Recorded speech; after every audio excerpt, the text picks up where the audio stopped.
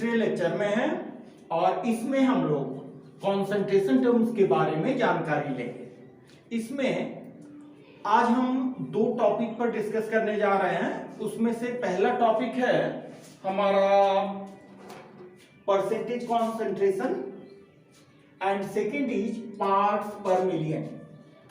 देखिए, सॉल्यूशन का quantitative concentration को हम डिफरेंट टर्म्स में एक्सप्रेस करते हैं। उसमें से एक है परसेंटेज और दूसरा है parts per million. Percentage concentration को हम तीन पार्ट में स्टडी करते हैं।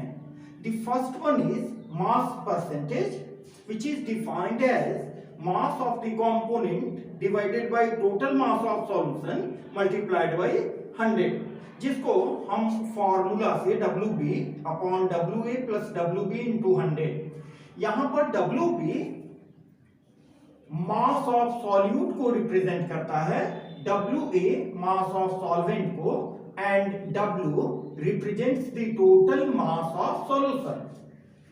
चूंकि इस एक्सप्रेशन में कहीं वॉल्यूम टर्म प्रेजेंट नहीं है, इसका मतलब it is independent of temperature. The next one is volume percentage which is defined as the ratio of volume of component divided by total volume of solution multiplied by 100 and expressed as VB by VA plus VB into 100। यहां पर volume term is involve, volume term is involve in the expression, और हम सभी जानते हैं कि volume is directly proportional to temperature. Volume is directly proportional to temperature, that's why it is affected by change of temperature. In case of mass volume percentage हम लोग क्या करते हैं, जो solute is present in the form of mass, यहां पर WB हम solute के मास को रिप्रेजेंट किए हैं and divided by total volume of solution multiplied by 100। इसको एक्सप्रेस करते हैं WB upon WB into VA into WB by WB plus VA into 100। यहां भी वॉल्यूम टर्म इन्वॉल्व है, इसलिए इसका भी इफेक्ट पड़ेगा टेम्परेचर के ऊपर। ये तीनों जो एक्सप्रेशंस हम लिए हैं इनका स्टैंडर्ड है 100। इन तीनों एक्सप्रेशन का स्टैंडर्ड है 100। जब 100 के बदले हम 10 to the power 6 को स्टैंडर्ड लेते हैं, दैट मींस मिलियन को स्टैंडर्ड लेते हैं, then this is called parts per million. Parts per million का यूज हम वैसे केसेस में करते हैं जहां पर सॉल्यूट ट्रेस अमाउंट में प्रेजेंट है। जैसा कि हम लोग परसेंटेज कॉन्सेंट्रेशन में देख चुके हैं कि ये तीन तरह के होते हैं, ठीक उसी तरह पार्ट्स पर मिलियन भी तीन तरह से एक्सप्रेस किए जाते हैं। ये बिल्कुल सिंपल टर्म्स हैं, तो मैं समझता हूं कि आप लोग मेरी बात को अच्छी तरह से समझ रहे होंगे। अगर किसी को कोई प्रॉब्लम हो या किसी तरह का कोई आप कॉन्सेप्ट हमको देना चाहते हो तो आप हमको जरूर लिखेंगे। ठीक परसेंटेज के जैसा ही हम ppm को भी तीन टाइप में स्टडी करेंगे। The first one is mass to mass, second volume to volume and third is mass to volume. यहां भी देखिए, इनके जिस एक्सप्रेशन में वॉल्यूम टर्म प्रेजेंट है, वो टेम्परेचर डिपेंडेंस होंगे। तो यहां पर ये दोनों टेम्परेचर डिपेंडेंस टर्म है। ठीक है, मेरी बात समझ में आ रही है? अब हम इन सबों के बारे में कुछ इंडिविजुअल स्टडी करेंगे और इसके साथ ही कुछ न्यूमेरिकल से भी क्लैरिफिकेशन लेंगे। ठीक है, mass percentage,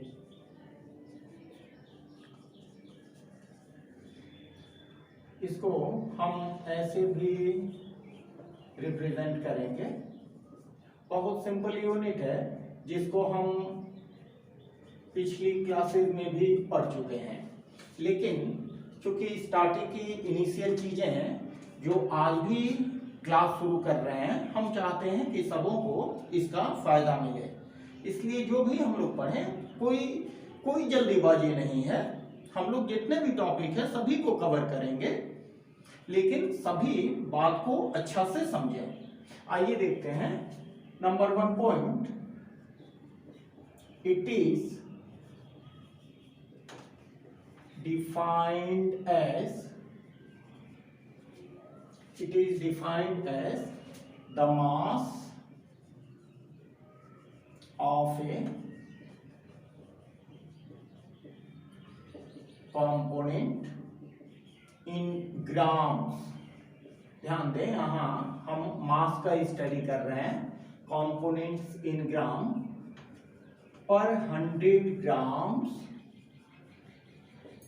of solution.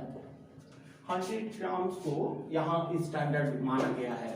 That means it is the ratio of mass of solute divided by total mass of solution multiplied by 100।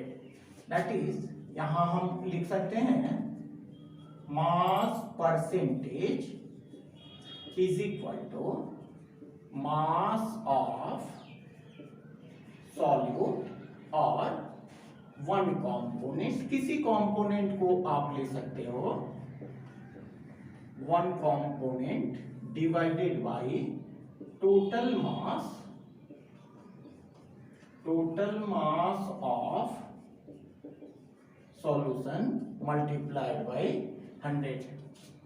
ठीक है, अब हम लोग देखें कि ये पोर्शन को mass of one component divided by total mass of solution, इसको हम बोलते हैं मास फ्रैक्शन।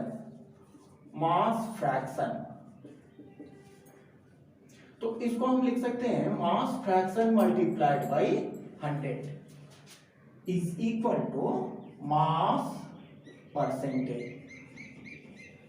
ठीक है, सेकेंड पॉइंट में हम देखें, मान लें कि हमारा एक कंटेनर है, इस कंटेनर में हमने वाटर को सॉल्वेंट लिया है और किसी एक सॉलिड को ले लिया है। सपोज हमने सॉल्ट को सॉल्यूट के रूप में ले लिया है और इसके मास को हम सपोज कर रहे हैं WB, जबकि इसके मास को हमने मान लिया WA। तो टोटल मास हमारा क्या हो गया?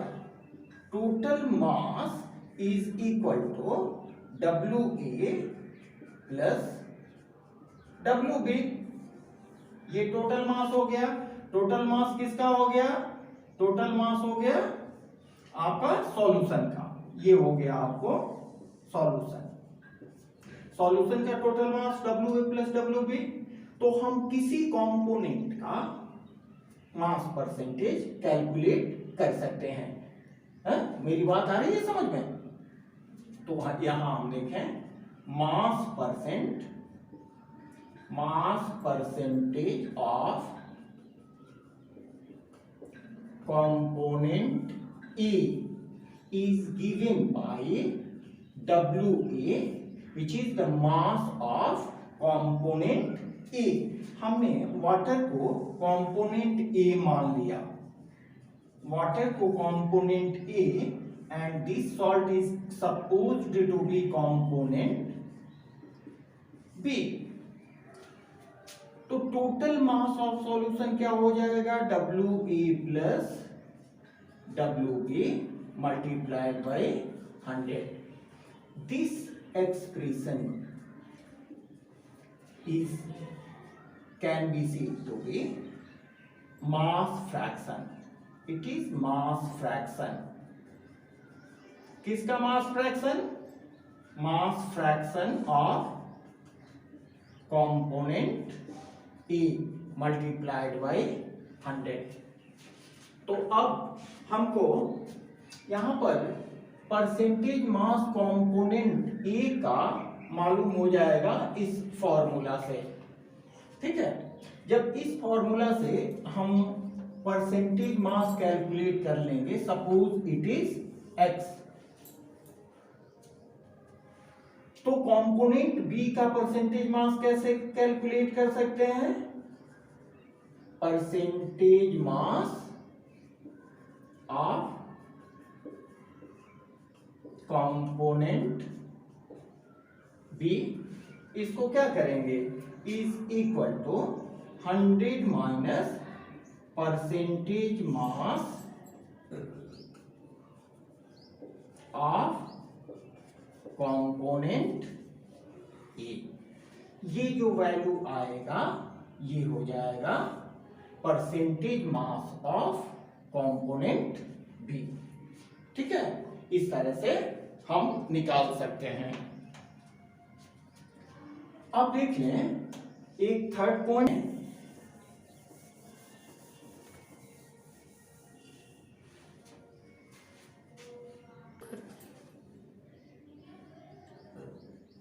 थर्ड पॉइंट में देखें, सपोज करें हमारे पास दिया गया है 10% of aqueous sugar solution, 10% of aqueous sugar solution. यहां आपको दिया गया है W/W, तो इसका मतलब क्या हुआ? इसका मतलब हुआ कि 10 grams of sugar plus 90 grams of water mutually dissolved together to give 100 grams of solution। समझ में आ रही है मेरी बात? हाँ, देख लीजिए और क्लियर वे में देख लीजिए। सपोज यहां एक कंटेनर है, इस पर लिखा हुआ है 10% aqueous sugar solution, 10% aqueous sugar solution. इसका मतलब हुआ कि इस कंटेनर में 10 ग्राम्स शुगर है प्लस 90 ग्राम्स वाटर है। बिल्कुल क्लियरली समझेंगे, बड़ी सिंपल चीज है, और दोनों ऐड होगा तो इसका टोटल सॉल्यूशन का मास होगा दैट इज 100 ग्राम्स। समझ में आ रही है बात? अभी हम लोग एक न्यूमेरिकल देखेंगे।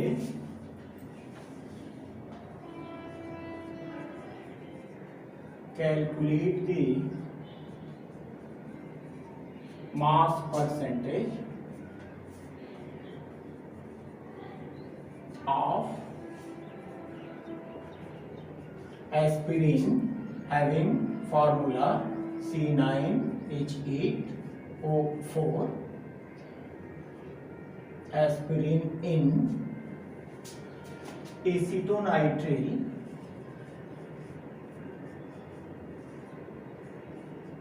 CH3Cn if 6.5 grams of aspirin is present in 450 grams of acetonitrile, that means CH3Cn।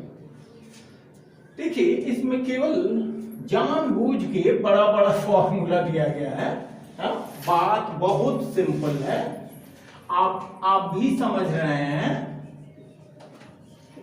कि यहां पर सॉल्यूट कौन है?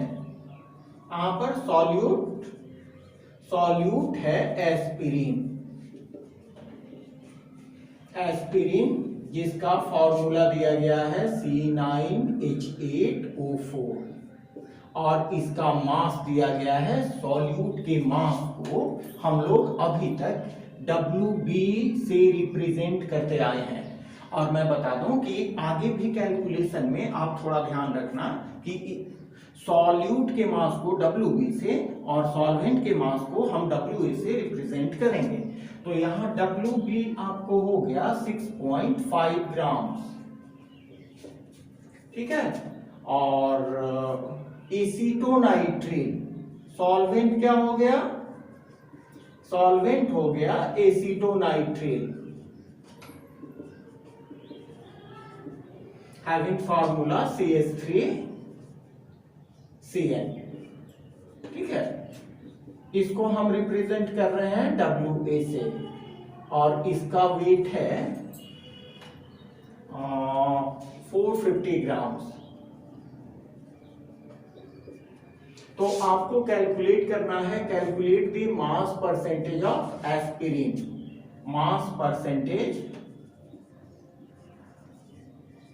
Of aspirin you have to calculate, very simple। Aspirin जानबूझ के हम भी लिख देते हैं यहाँ C9H8O4 is to be calculated। तो mass percentage of aspirin is equal to क्या हो जाएगा?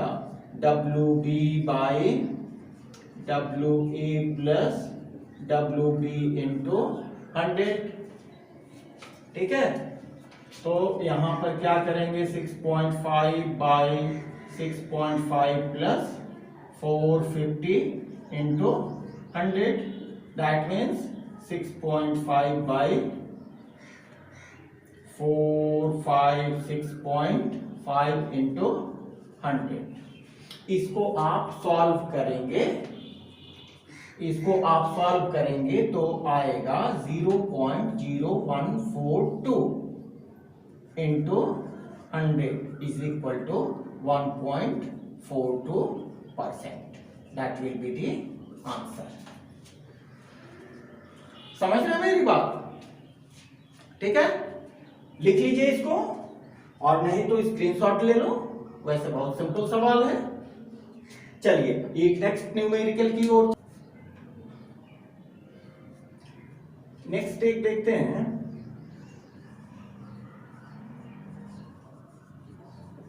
Calculate the mass of cane sugar. यहां मास निकालना है हमको केन शुगर का, एंड वाटर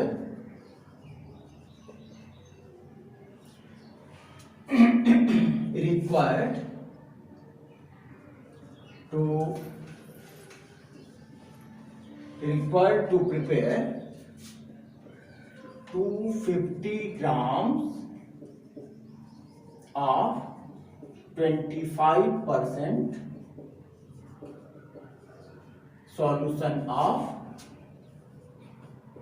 केन शुगर। यहां हमको क्या दिया गया है? मास ऑफ केन शुगर हमें निकालना है। आपको निकालना क्या है? मास ऑफ केन शुगर, ठीक है। और water, mass of cane sugar और वाटर का भी मास निकालना है। तो आप जानते हैं वाटर जनरली सॉल्वेंट की तरह काम करता है, तो इसके मास को हम WA मान लेते हैं। ये भी आपको कैलकुलेट करना है। और वाटर में डिसॉल्व होगा केन शुगर, ठीक है। उसके वो सॉल्यूट की तरह काम करेगा।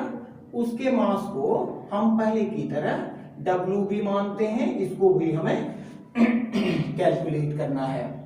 और यहां पर हमें मास परसेंटेज दिया गया है। Mass percentage is supplied, that is 25%। तो हमारा फॉर्मूला क्या है? हमारा फॉर्मूला है mass percentage is equal to WB upon WA plus WB multiplied by 100. Mass of solute divided by mass of solvent plus mass of solute, that means mass of solution multiplied by 100. तो यहाँ पर हम क्या करें, हमको हमारे पास क्या क्या दिया गया है, मास परसेंटेज दिया गया है 25%, WB आपको कैलकुलेट करना है, और ये हुआ आपको टोटल मास ऑफ सॉल्यूशन जो दिया गया है 250 ग्राम्स इंटू 100। बस इसको कट करके देख लें कितना होगा आपको। WB is equal to 25 multiplied by 250 divided by 100।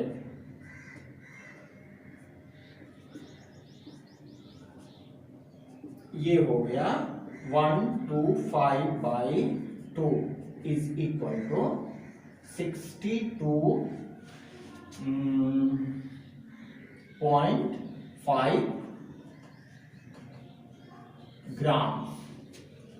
आपका शुगर का मास हो गया 62.5 ग्राम, बट टोटल सॉल्यूशन का मास है, टोटल सॉल्यूशन का मास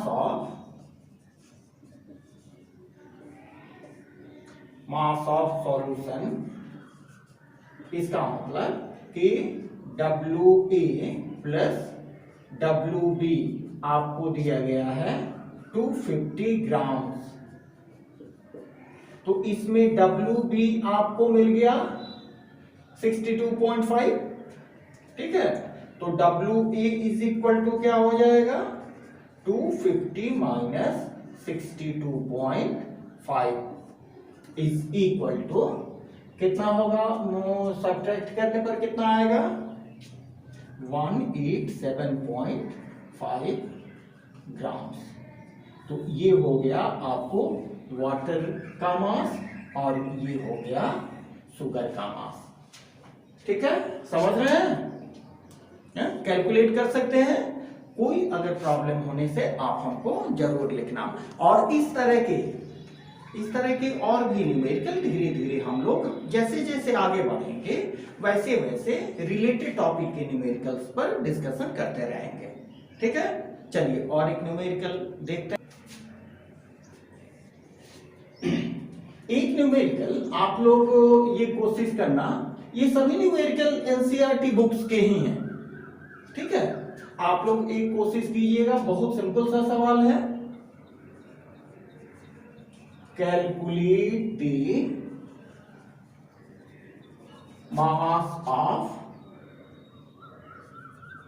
mass percentage, calculate the mass percentage of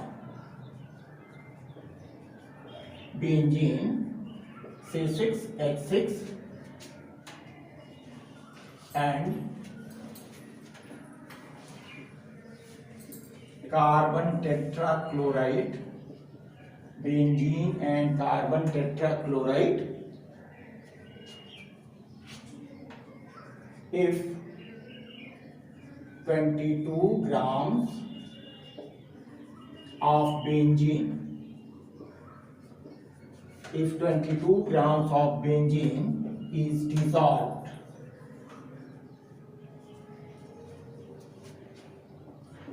in 122 grams of carbon tetrachloride,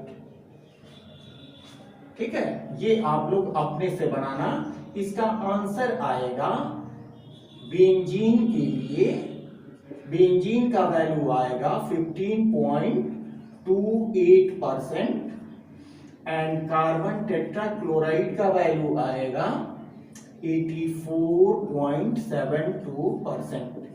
ये आप लोग अपने से बना के इसका आंसर हमको कमेंट बॉक्स में जरूर लिखेंगे कि आपसे ये बना के नहीं, ठीक है। चलिए अब हम देखते हैं एक दूसरे कॉन्सेंट्रेशन टर्म्स के बारे में। जिसको बोलते हैं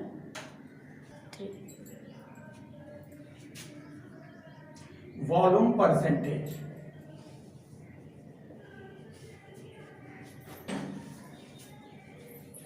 जिसको हम शॉर्ट में इस तरह से रिप्रेजेंट करेंगे, and it can also be denoted by V। जैसा कि मास परसेंटेज में हम लोगों ने देखा, ठीक उसी तरह वॉल्यूम परसेंटेज को it can be defined as the volume of one component divided by the volume of total component present in the solution multiplied by 100. That means volume percentage is given by, volume percentage को हम कैसे लिखेंगे, ये volume of one component, जैसे हम लोग मास के case में देखे थे, divided by volume of total solution multiplied by 100। तो यहां पर फिर देखें कि ये जिस कंपोनेंट की बात कर रहे हैं उस कंपोनेंट का वॉल्यूम फ्रैक्शन इसको कह सकते हैं। It is volume fraction of A component, जिस कंपोनेंट को हम कंसीडर करते हैं मल्टीप्लाइड बाय 100। तो जनरली हमारा इंटरेस्ट होता है सॉल्यूशन के कॉन्सेंट्रेशन को कैलकुलेट करने के लिए, और उसके लिए जरूरी है कि हम जनरली इंटरेस्टेड होते हैं कि सॉल्यूशन में कितना सॉल्यूट डिसॉल्व है। इसलिए वन कंपोनेंट से नॉर्मली हम समझते हैं सॉल्यूट के वॉल्यूम के बारे में। अब देखें यहां पर सपोज करें कि हमने एक सॉल्यूशन लिया जिसमें वाटर है और इथेनॉल है C2H5OH। तो यहां पर वाटर सॉल्वेंट की तरह है, इसके वॉल्यूम को हम मान लें VA, और वाटर को हम कंपोनेंट A मानते हैं, जैसा कि पहले भी हम लोग देख चुके हैं। वाटर को कंपोनेंट A और ये सॉल्यूट होगा जिसको पहले भी हम माने हैं कंपोनेंट B। ठीक है, तो कंपोनेंट A का वॉल्यूम हम VA माने हैं और कंपोनेंट B का वॉल्यूम VB माने हैं। तो टोटल वॉल्यूम हमारा कितना हो जाएगा, VA plus total volume becomes VA plus VB। ठीक है, तो उस केस में किसी एक कंपोनेंट का हम वॉल्यूम परसेंटेज कैलकुलेट करने जा रहे हैं, तो कैसे करेंगे। Hence the volume percentage of component B, इसको हमने सॉल्यूट माना है। तो कंपोनेंट B का वॉल्यूम परसेंटेज कैसे हम कैलकुलेट करेंगे, VB by VA plus VB into 100। ये हो गया आपको volume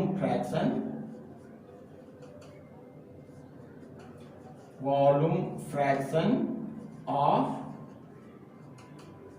component E multiplied by 100। ठीक है, अब A का जब वॉल्यूम फ्रैक्शन निकल गया तो B का वॉल्यूम फ्रैक्शन एक तो आप डायरेक्ट फॉर्मूले से निकाल सकते हो, और दूसरी बात यहां क्या करेंगे, volume percentage of component B का हम वॉल्यूम परसेंटेज कैसे निकाल सकते हैं, 100 minus volume percentage of component ए। समझ रहे हैं सभी बात? ठीक है। अब देखिए मास वॉल्यूम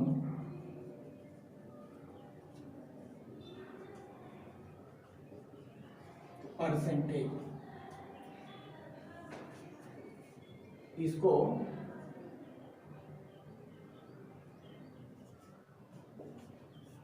WV से रिप्रेजेंट कर सकते हैं। इसको कैसे डिफाइन करेंगे?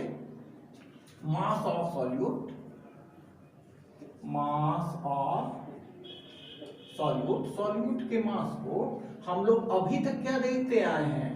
WB से रिप्रेजेंट करते आए हैं। That means mass of solute dissolved per 100 ml of solution, that is mass volume percentage, mass volume percentage is equal to mass of solute denoted by WB divided by WB plus यहाँ VE volume of solution multiplied by 100। तो यहाँ ध्यान दें कि ये जो solution, solute यहाँ मास के रूप में है लेकिन सॉल्वेंट वॉल्यूम के रूप में है। तो जो नेचर होगा, सॉल्यूशन का नेचर होगा, वो लिक्विड नेचर का होगा। तो यहाँ वॉल्यूम टर्म इन्वॉल्व है, इसलिए इस एक्सप्रेशन पर टेम्परेचर का इफेक्ट पड़ेगा। ठीक है। ये मास वॉल्यूम परसेंट का ये नंबर 1 पॉइंट, ये जेनरली यूज होता है, जेनरली यूज्ड इन medicinal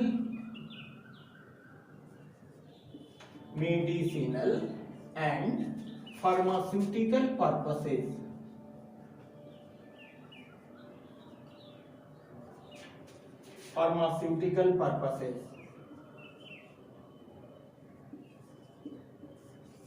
ठीक है।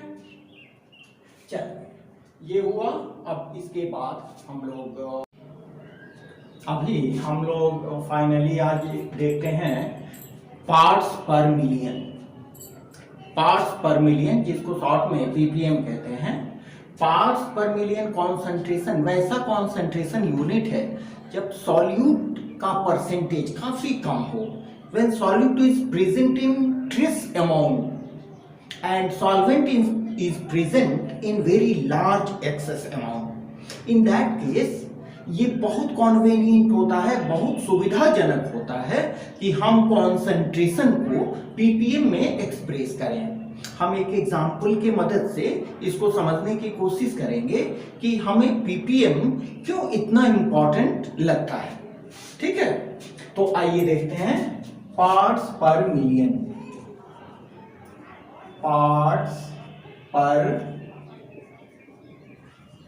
Million ppm। Number 1 point, it is defined as the number of parts of solute dissolved per million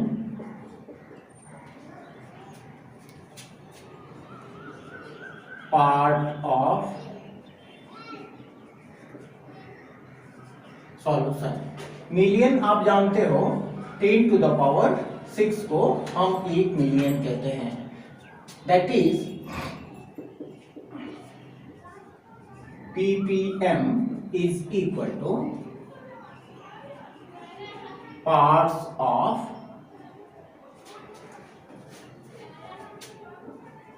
number of parts of solute divided by total number of parts present in solution multiplied by 1 million। यहां percentage में जैसे हम 100 लेते थे, ठीक उसी तरह percentage के बदले यहां हम मिलियन में कैलकुलेट करते हैं। ठीक है, ये इसका फॉर्मूला हो गया। सेकेंड पॉइंट में देखें, जैसा हम कॉन्सेंट्रेशन परसेंटेज कॉन्सेंट्रेशन में देखते थे, उसी तरह पीपीएम को भी ppm can also be expressed as mass to mass, volume to volume,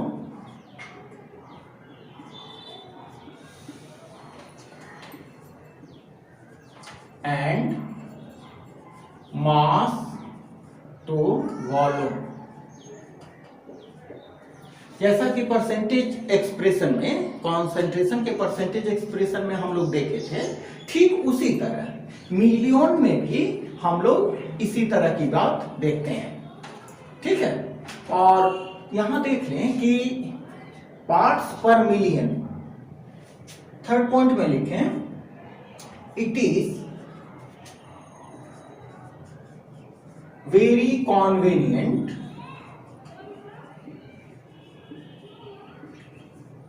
to express the concentration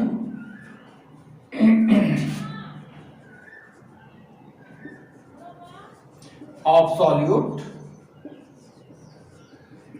in ppm when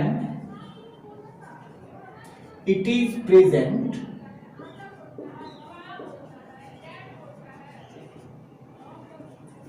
in trace amount।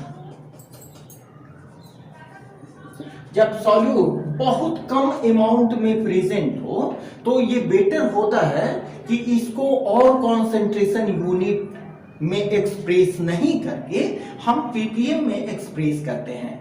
जैसे एयर में जो पॉल्यूटेंट्स हैं, जो एयर को पॉल्यूट करते हैं, उनकी कॉन्सेंट्रेशन को एक्सप्रेस करने के लिए हम पीपीएम बेटर समझते हैं।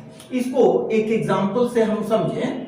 इसको एग्जांपल से अभी हम लोग देखें कि पीपीएम का सिग्निफिकेंस क्या है। सिग्निफिकेंस ऑफ पीपीएम, मान लीजिए हमें दिया गया है कि 1 लीटर सी वाटर है जिसका मास 1030 ग्राम्स है। इसमें डिजॉल्व्ड ऑक्सीजन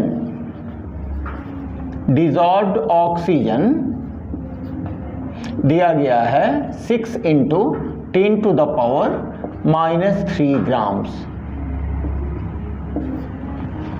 डाटा से ही क्लियर है कि ये अमाउंट काफी छोटा है। अब हम मास परसेंटेज के हिसाब से और पीपीएम के हिसाब से इसका अमाउंट कैलकुलेट करके देखें। A mass percentage of dissolved oxygen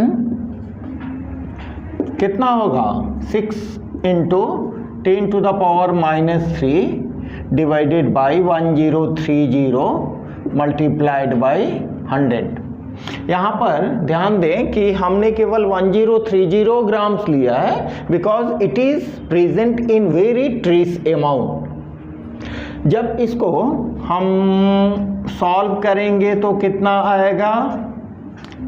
60 × 10⁻³ 103। और इसको सॉल्व करने पर आएगा मेरा 0.582 इंटू 10 टू द पावर -3%, और we can write like this 5.82 into 10 to the power -4% of dissolved oxygen. ये डिजॉल्व्ड ऑक्सीजन हो गया इतना। अब क्लियर है कि ये अमाउंट इतना छोटा है जिसको प्रैक्टिकली ऑब्जर्व करना काफी मुश्किल वाली बात है। अब हम देखें कि इसका पीपीएम वैल्यू क्या होता है। Ppm value of dissolved oxygen, ppm value हम कैसे निकालेंगे? 6 into 10 to the power -3 divided by 1030 into 10 to the power 6। तो ये कितना हो गया? 6 into 10 to the power 3 by 1030।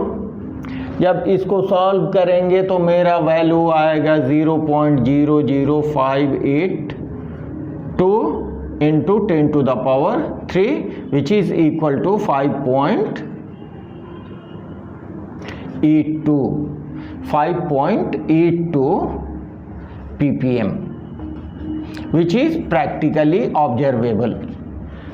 इसको प्रैक्टिकली हम देख सकते हैं, जबकि यहां पर देखें कि ये वैल्यू इतना छोटा है जिसको प्रैक्टिकली ऑब्जर्व करना बड़ी मुश्किल है। इसलिए हम वहां पर जहां पर ट्रेस अमाउंट में सॉल्यूट प्रेजेंट है वहां पर पीपीएम को प्रायोरिटी देते हैं, वो कन्वीनियंट होता है हमारे लिए। तो हम लोगों को जैसे जैसे हम आगे बढ़ेंगे, जो टॉपिक हमारे सामने आएंगे उससे रिलेटेड जो भी न्यूमेरिकल्स होंगे वो आपको हम लोग उस पर डिस्कस करते रहेंगे। और इस बारे में बिल्कुल परेशान होने वाली बात नहीं है। हम सारे टॉपिक्स कवर करने की पूरी कोशिश कर रहे हैं और आप लोग हमारे साथ बने रहें। आपको हमसे जो भी और अधिक एक्सपेक्टेशंस हैं आप हमको ज़रूर लिखें। मिलते हैं फिर अगले वीडियो में, तब तक के लिए ओके, थैंक्स टू ऑल।